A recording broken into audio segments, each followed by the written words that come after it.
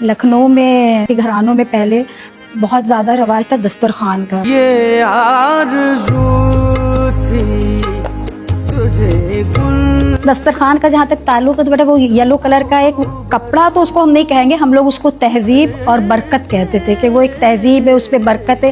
तख्त पर फर्श पर बिछाया जाता था, उस पर प्लेट रखी जाती थी और फिर उस पर खाना लगाया जाता था। उस पर्शियन में अशार लिखे होते थे, उर्दू में अशार लिखे होते थे, वो अशार भी जिनका ताल्लुक खाने से और बरकतों से होता था। और समझिए दस्तरखान का मकसद ही भी है खान के, मतलब एक खान में एक खाना पीना जो है वो सजा हुआ है। मतलब दस्तरखान जब बिछता था तो समझिए वो यही होता था कि जैसे रिस्क तो खैर बहरहाल इज्जत की चीज़ है ही है, और हम लोग एक दूसरे को भी इज्जत दे रहे हैं कि भाई आइए आप बैठिए दस्तरखान पर। तो जो बड़े हैं वो ऐसे ऐसे बैठेंगे आमने सामने, फिर जो मतलब बहुएं हैं या लेडीज़ हैं या बच्चे हैं वो ऐसे बैठते हैं, ऐसे आमने सामने बैठते हैं ताकि बड़ों को कोई जहमत ना हो कि बार बार उठा करके उनको। उसमें भी खाने में भी कुछ बड़ी तहजीब होती थी कि बड़ों से नहीं मांगा जाता था, बल्कि लेडीज़ आमतौर से मतलब एक दूसरे को देती थी कि भाई ये बड़ों को दे दो और ये इस तरह से, और बच्चों को निकालना है, और फिर उस पर सब खामोश बैठते थे जब तक खाना हो रहा है। तो बड़ा मतलब अच्छा माहौल था, बिल्कुल जैसे लगता था कि वाकई कुछ